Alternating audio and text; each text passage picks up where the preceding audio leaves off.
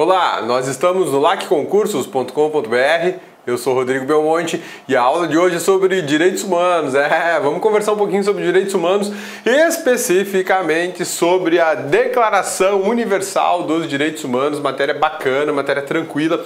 Tem muito a ver com o direito constitucional, porque muitas das questões tratadas nos direitos humanos têm repercussão no mundo do direito constitucional. Então são matérias afins, bem legal, e cai bastante em prova. E o bacana é que cai em prova de duas formas, ou é interpretação ou é decoreba da legislação de direitos humanos. Olha só, a aula a gente preparou da seguinte maneira: a gente dividiu em teoria geral sobre direitos humanos e uma declaração universal dos direitos humanos. Esses dois pontos são importantes para você dar início aos seus trabalhos de direitos humanos, seus estudos de direitos humanos. Uma teoria geral explica um pouco sobre o que é direitos humanos. Parece um assunto tão vago, tão longe, tão abstrato, né? Todo mundo fala que direitos humanos é para aplicar só para preso, né?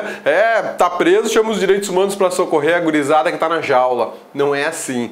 Direitos humanos é muito mais que isso. Direitos humanos diz respeito à tua vida. Direitos humanos diz respeito à vida da sua família, à vida do seu vizinho, preso ou não preso, tanto faz. Direitos humanos está aí, atinge uma quantidade significativa de pessoas. E fechando a aula, a gente trabalha especificamente com a Declaração Universal dos Direitos Humanos. Beleza? Sussa! Vamos em frente? Olha só. Teoria geral dos direitos humanos. Vamos trabalhar conceito, evolução, abrangência e sistemas de proteção. Quando a gente chegar nesse ponto aqui, ó, sistemas de proteção, é que a gente afunila especificamente para a nossa matéria de Declaração Universal dos Direitos Humanos. Vamos lá? Olha só, quando a gente fala em direitos humanos, a gente tem que pensar em algo além das fronteiras do Brasil. A gente tem que pensar no mundo. Todas as pessoas do mundo, porque eu não estou fazendo um direito só para brasileiros, eu estou fazendo um direito para todos os seres humanos, incluindo todas as raças, todos os gêneros, homens ou mulheres, idades, crianças, recém-nascidos, idosos, até quem está para nascer é contemplado com as regras de direitos humanos. A ideia de direitos universais, direitos humanos universais, é porque a gente fala do todo, não é de um país, não é de uma cidade, não é de uma região, não é de um continente, eu estou falando do mundo inteiro. Conjunto de normas que em cada momento histórico busca concretizar a dignidade, a liberdade, a igualdade, a fraternidade e a solidariedade humanas. Olha que bacana. Um detalhe interessante, conjunto de normas que a cada momento histórico. Quando a gente fala a cada momento histórico, eu tenho que levar em consideração momentos de grande repercussão no mundo, como guerras, por exemplo, guerra mundial, ou uma grande crise de fome, de seca em determinado país, ou uma onda de violência, ou de um regime político ditatorial qualquer, de um país qualquer aí, são marcos extremamente importantes para a produção ou para a revisão de normas referentes a direitos humanos. Quando a gente viu a guerra do Iraque, por exemplo, na guerra do Iraque, muitas pessoas foram presas no Iraque e levadas para Guantánamo, uma prisão norte-americana situada num país chamado Cuba. E o mundo inteiro ficou sabendo que aqueles iraquianos presos em Cuba, na prisão de Guantánamo, eram tratados assim, pior do que cachorro, muito pior do que cachorro. Então esse foi um momento histórico que forçou a ONU a reconhecer direitos para aquelas pessoas, ainda que sejam verdadeiramente terroristas, porque a gente não sabe exatamente se são ou não, né? É muito fácil indicar que a pessoa é terrorista, mas se você não tem a certeza que só vem de um processo longo e demorado, não dá para chamar por aí todo mundo de terrorista. Enfim, pensando nisso, a ONU, num determinado momento da história, falou: olha, vamos dar regras mínimas de proteção para essas pessoas. Quer queira, quer não queira, são seres humanos. Terroristas ou não terroristas são seres humanos, né? Tem muita gente que não gosta desse discurso porque acha que quem está na cadeia é bandido. Nem sempre todo mundo que está na cadeia é bandido. E mesmo entre os bandidos existem graus de bandidos, né? Tem aquele bandido que roubou uma caixa de leite no supermercado para alimentar a filhinha que estava em casa. Mas também tem o bandido que esquartejou 50 pessoas. São bandidos e bandidos. A gente tem que observar cada um como um ser humano. É difícil, eu sei que é difícil, mas a gente tem que entender isso principalmente para a tua prova, beleza? Olha só, não se confundem com direitos fundamentais constitucionais. Quando eu falo em direitos humanos, estou falando de um tipo de regra. Quando eu falo em direito constitucional, eu estou falando em outro tipo de regra. Mas eles têm uma ligação, porque olha só, quando a gente fala em direitos humanos, esse é o meu conjunto de regras. E quando eu falo em direito constitucional, este é o meu outro conjunto de regras, beleza? Então eu tenho dois conjuntos, duas sacoladas de normas e de regras. Uma fala sobre direitos humanos e outra fala sobre direitos constitucionais. Mas elas têm um ponto em comum, que é chamado de direitos fundamentais. Direitos fundamentais. Quando eu falo de direitos fundamentais, eu tenho um elo de ligação entre o direito constitucional e os direitos humanos.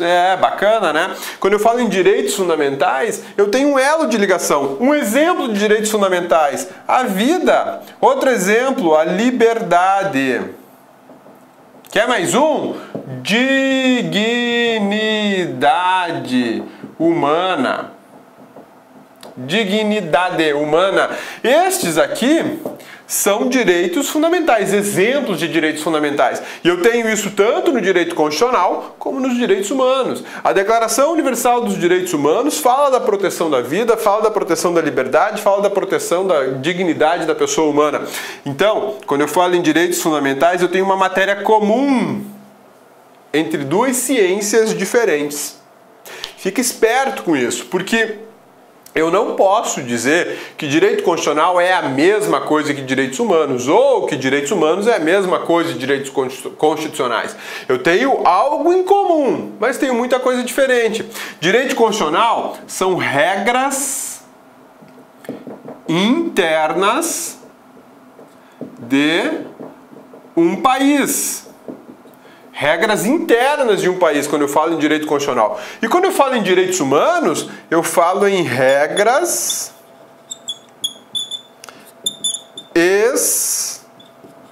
externas ou universais. Um outro exemplo é uma outra diferença. Quando eu falo em direito constitucional, eu estou falando em soberania, estou falando em Estado. Quando eu falo em direitos humanos, eu estou falando de igualdade internacional. Pouco me interessa a soberania, pouco me interessa a ideia de Estado. Então são regras distintas, porém têm algo em comum: direitos fundamentais. E nesses direitos fundamentais tratam do mesmo assunto: vida, liberdade, dignidade e por aí vai.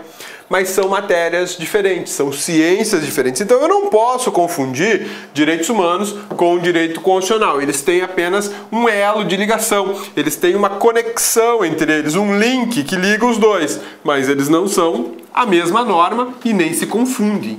Elas tratam de coisas bem distintas, bem diferentes, né? Quando eu falo em direito constitucional, eu falo apenas aqui, ó, do Brasil. Quando eu falo em direitos humanos, eu falo do mundo inteiro. Legal, né?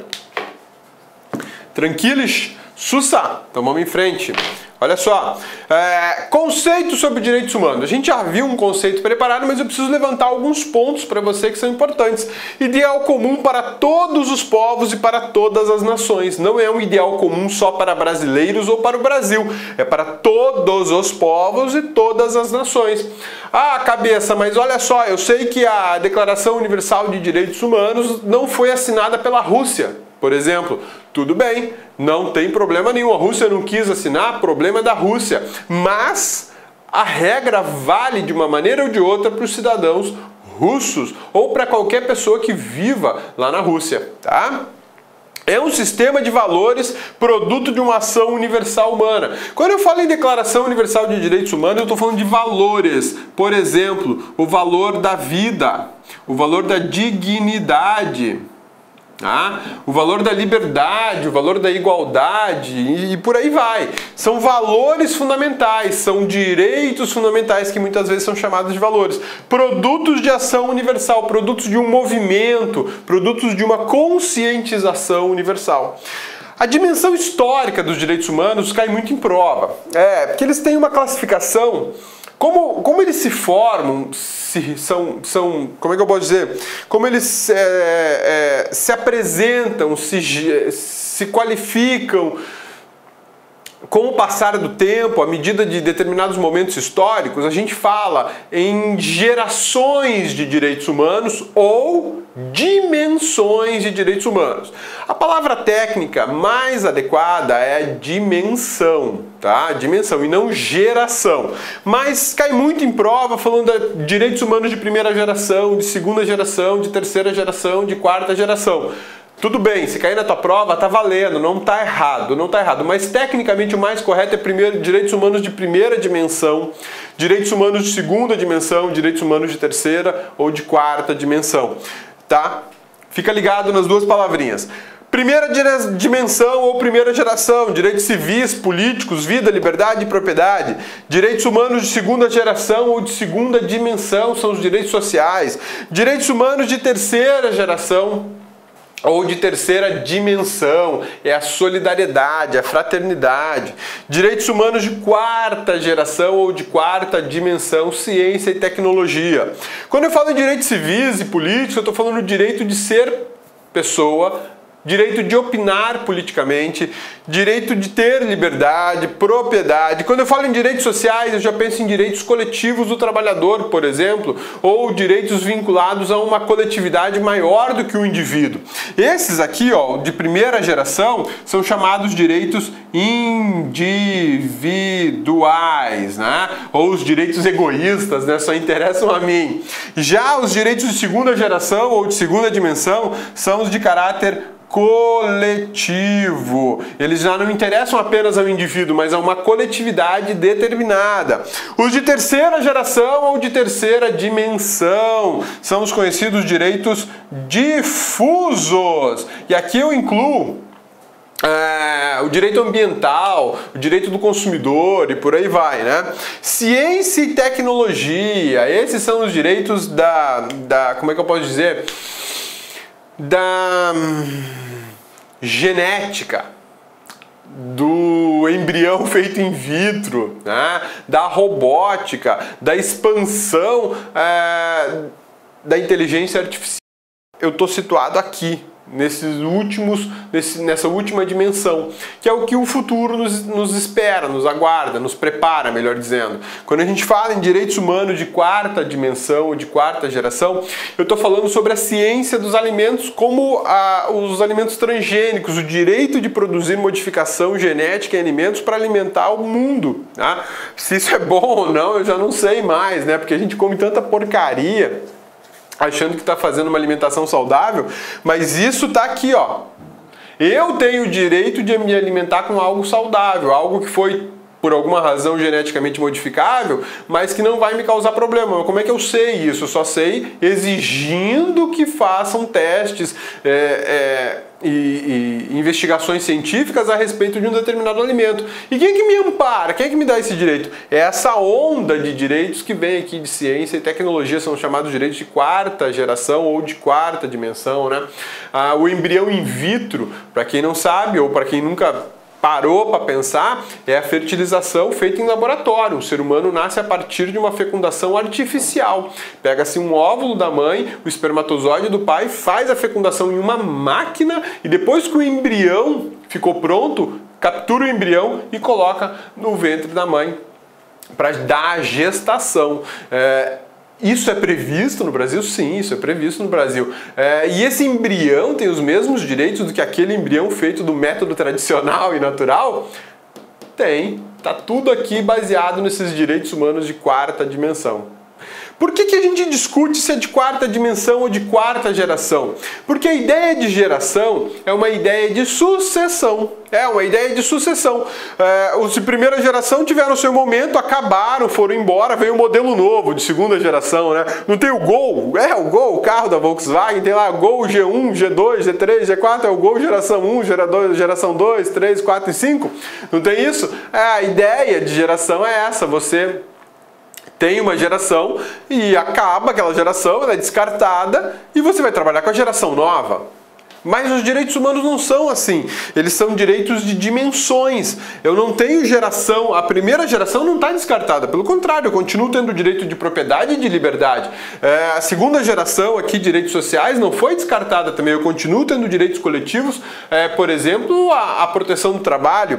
Direitos de terceira geração, a mesma coisa, não há uma sucessão aqui. Eles coexistem, eles são complementares, isso é muito bacana. Daí vem a ideia de dimensão. Dimensão porque eu atuo em determinada área, eu tenho abrangência sobre determinada dimensão de assuntos, né? Daí vem o termo técnico mais adequado de chamar de direitos humanos de primeira dimensão, segunda dimensão, terceira ou quarta dimensão. E na prova, tanto faz, geração ou dimensão, pode aparecer os dois, mas o adequado técnico é dimensão, tá? Características desses direitos humanos, ainda dentro do conceito de direitos humanos, que acaba sendo um conceito grande para a gente trabalhar. Olha só, a gente tem a indisponibilidade desses direitos, a imprescritibilidade e a complementariedade.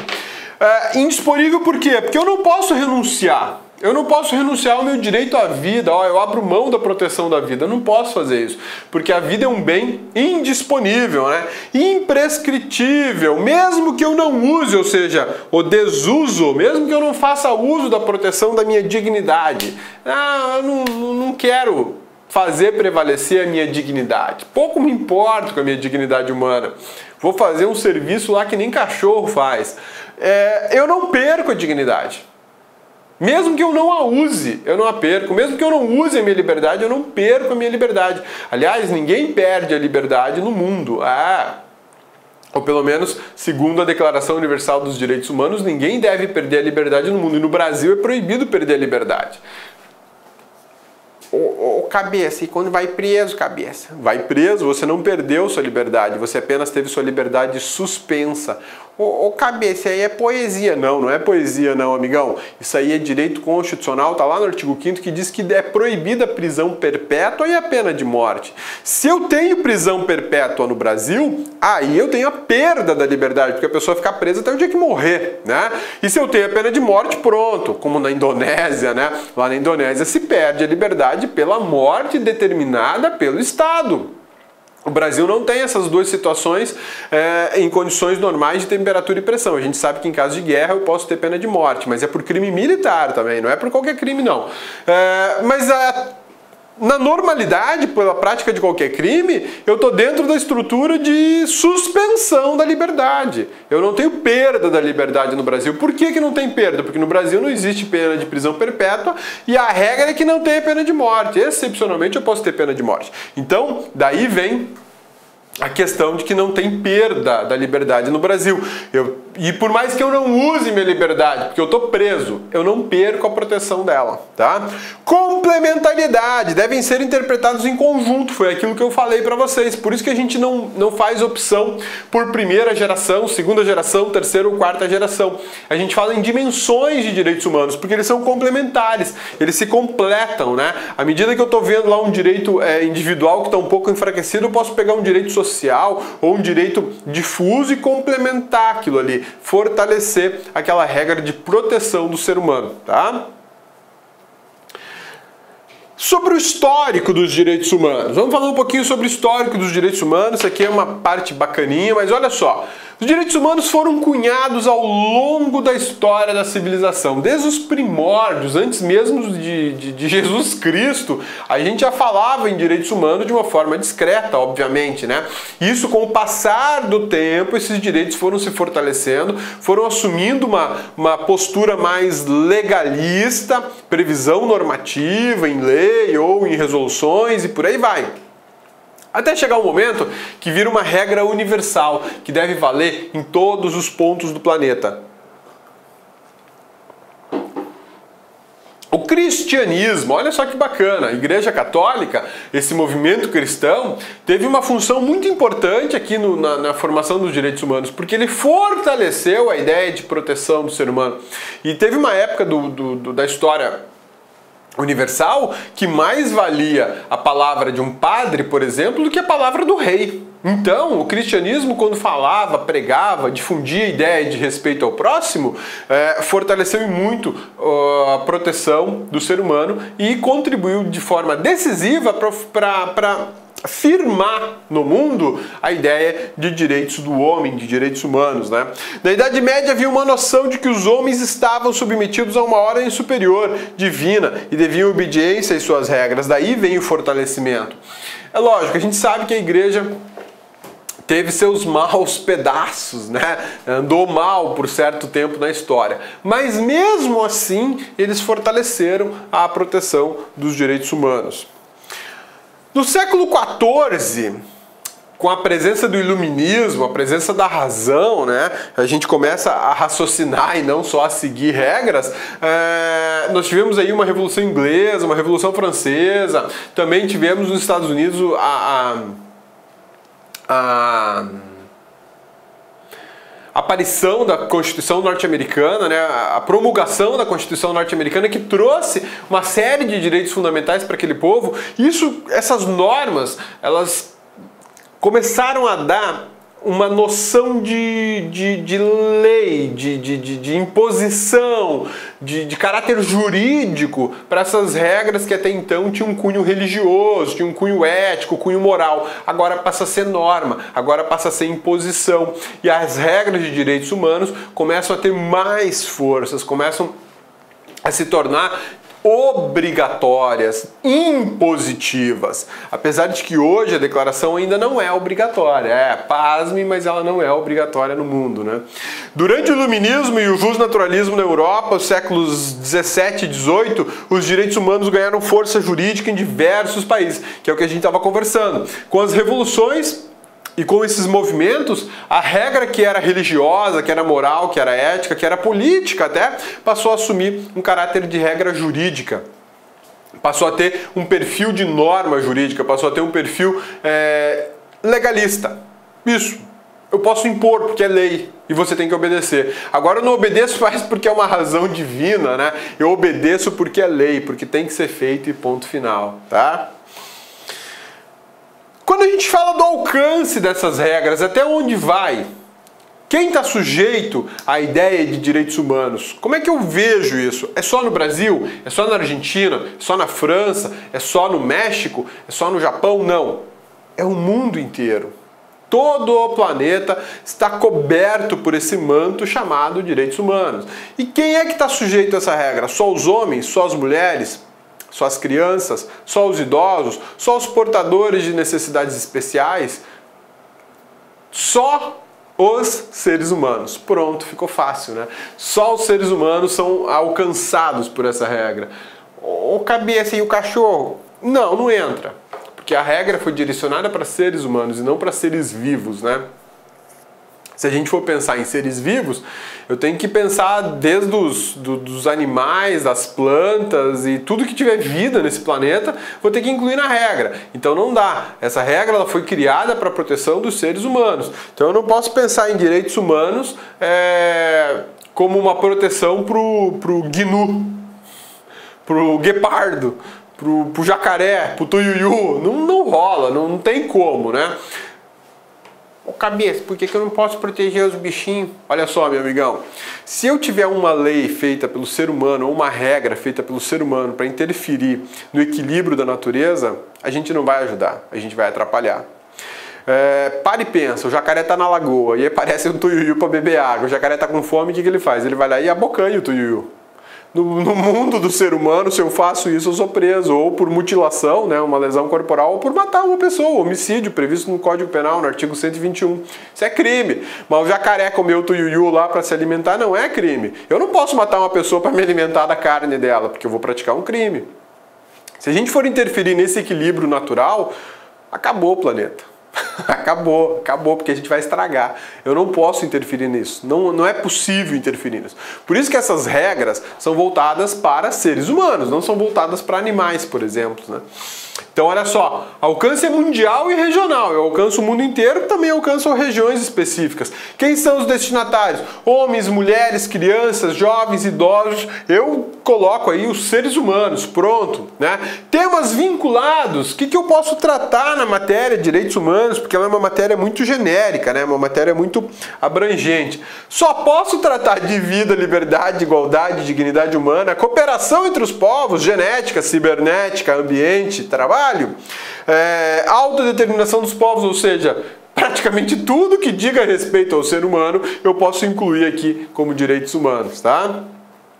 Quando a gente fala de alcance global e regional dos direitos humanos, existe uma classificação muito específica.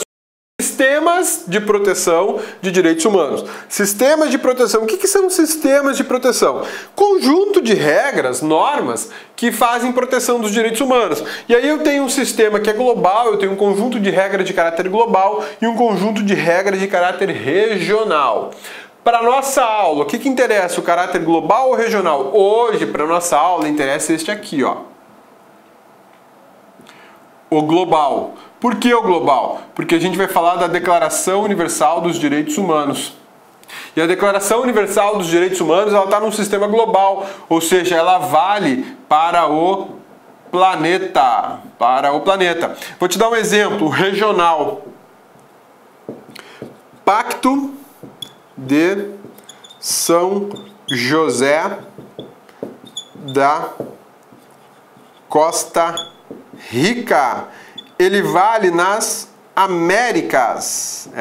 Vale nas Américas. Desde lá do Alasca até a Terra do Fogo, lá na Argentina, né? É na Argentina ou no Chile, não lembro agora, acho que é Chile. Enfim, vale em todo o continente americano.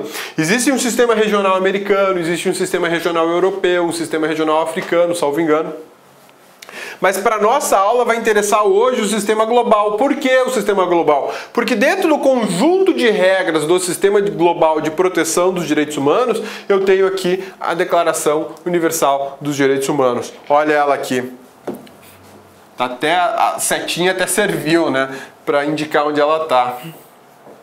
Tá bem aqui, ó. Declaração Universal dos Direitos Humanos, ela é de 10 de dezembro de 1948. Ela foi assinada pelo Brasil nessa mesma data, quando apresentaram essa declaração lá na ONU e falaram, olha, a gente tem uma declaração aqui fundamental para a proteção dos direitos humanos no planeta.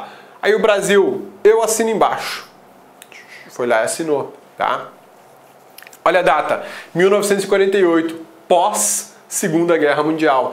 O marco histórico dessa declaração, o que exigiu, o que fomentou, o que fez aparecer essa declaração em 1948 foi a Grande Guerra, a Segunda Grande Guerra Mundial, né? Que envolveu o planeta inteiro praticamente numa bestialidade, numa matança sem fim, uma destruição sem precedentes. E aí as pessoas colocaram a mão na cabeça e falaram, a gente fez, bem isso que você pensou, né? A gente fez isso aí.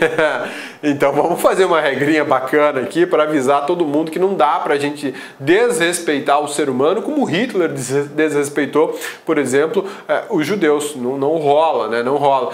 O nazismo é um mal que foi soterrado, mas por incrível que pareça, ele tem ganhado a cada dia mais força, né?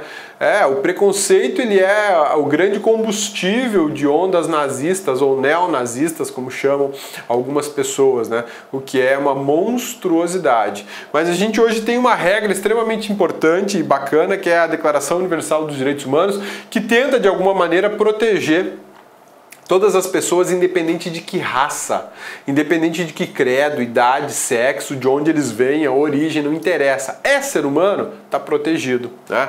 Isso aqui são regras do sistema global, todas essas aqui são regras do sistema global e a gente deu destaque para a Declaração Universal dos Direitos Humanos, que é o assunto da nossa aula de hoje, beleza? Fechamos a introduçãozinha e agora a gente vai falar especificamente da Declaração Universal dos Direitos Humanos, adotada e proclamada pela Resolução 217-A da Assembleia Geral das Nações Unidas em 10 de dezembro de 1948. É uma cinquentona essa regra, né? Essa regra é uma cinquentona, né? Aliás, não é mais uma cinquentona, é uma sessentona já, né?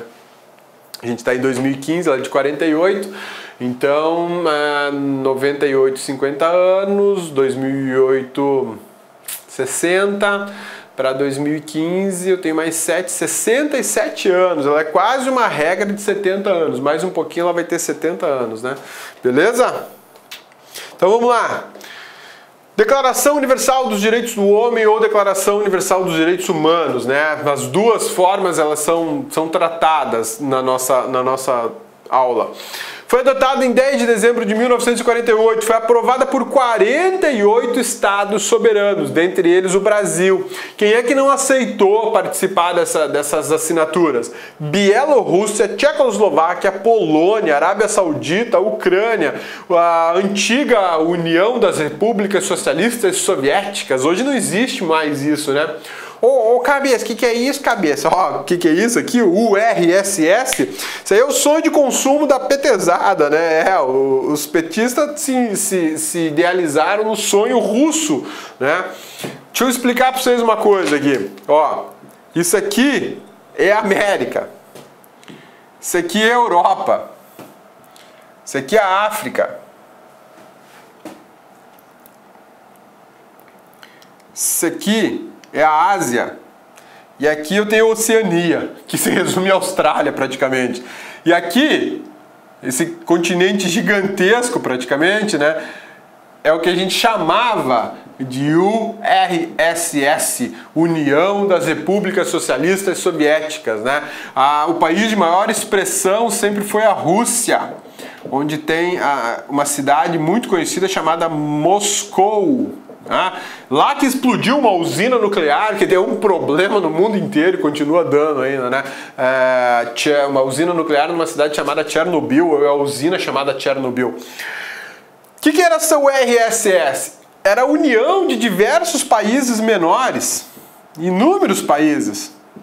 E tinha um país, ainda tem um país gigante, que é a Rússia, né?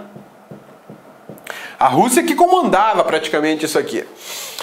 Imperava aqui o comunismo. Aquela ideia de que se você tem duas vacas, você vai ter que dividir suas vacas, vai ficar sem nenhuma, o Estado vai tomar conta delas e vai distribuir o leite para todo mundo, né? O Brasil não é comunista, quer queira, quer não queira, goste disso ou não, o Brasil é um país capitalista, está lá na Constituição. Independente da ideia de um ou de outro, se capitalismo ou comunismo, o que prevalecia que isso aqui era um grande país chamado URSS e era comunista, e os caras tinham maior bronca com outro paizinho aqui, ó, chamado Estados Unidos, extremamente poderoso, assim como eles eram extremamente poderosos do ponto de vista financeiro e bélico. Então os caras começaram a traçar, depois da Segunda Guerra Mundial, o que a gente chama de Guerra Fria. O que é isso, cabeça? Guerra Fria. Guerra Fria é quando eu não tenho tiroteio, não tenho pancadaria, não tenho morte, mas eu começo a fazer embargo econômico entre os países. Se aqui eu tenho muito petróleo, eu aumento absurdamente o preço, ou eu não vendo o petróleo para faltar no resto do mundo. Se aqui tem muita grana, eu comercializo com todo mundo, abaixo o preço do meu comércio para todo o planeta, menos para essa área aqui. Para quê? Para dificultar ao máximo a existência. E deu certo. Essa Guerra Fria chegou num ponto que os países que compunham a antiga URSS se dividiram. Eles tiveram uma crise, uma convulsão e acabou. O comunismo ruiu quando isso aqui ruiu. Infelizmente no Brasil ainda existe resquício disso, e na América Latina aqui, ó, vamos chamar isso aqui de América Latina. Existem alguns países um pouco atrasados que estão querendo ressurgir isso tudo. Bom, o que isso tudo tem a ver com direitos humanos? Tem a ver que esse grande bloco de países aqui tem uma noção de democracia Muito diferente da democracia difundida pelos Estados Unidos. Muito diferente da democracia difundida na Europa. E absolutamente diferente da democracia brasileira. A noção democrática do Brasil é muito mais alargada e muito mais flexível do que de todos os outros países. O que isso tudo tem a ver com direitos humanos? Se esse bloco de países continuasse firme no seu propósito de tornar o mundo inteiro comunista, nós teríamos uma guerra, melhor dizendo, uma guerra nuclear, uma guerra que iria eliminar a vida humana do planeta. Olá, meus amigos, minhas amigas, gostou da aula do professor? Professor top de linha. Quer continuar assistindo essa videoaula? Aliás, quer fazer o curso completo da PM do Pará, gente? Ó, completaço, ponto a ponto digital, com essa qualidade de aula que você assistiu. Então, convido vocês a acessar nosso site lacconcurso.com.br, porque lá nós temos o curso completaço da PM do Estado do Pará, 100% do edital, por apenas 10 mensalidades de R$20. Você tem aí o acesso 70 dias. Durante 70 dias você vai poder assistir quantas vezes desejar e na hora que quiser. Tá certo, meus amigos? Além disso, o mais importante, para você fazer um concurso desse, você tem que ter planejamento, você tem que ter estratégia, projeto pedagógico, e nós temos uma baita de uma ferramenta muito bem sucedida, conhecida de Personal Coach. Personal significa pessoal e coach significa treinador. Então aqui você vai ter um treinador pessoal de concurso. Cumpra suas metas de estudos, siga nossas orientações, matricule no nosso curso, que eu tenho certeza que você vai sair muito bem no concurso da PM Pará, lá no dia 31 de julho de 2016. Tá certo, meus amigos? Espero você. Tchau, tchau. Clique like.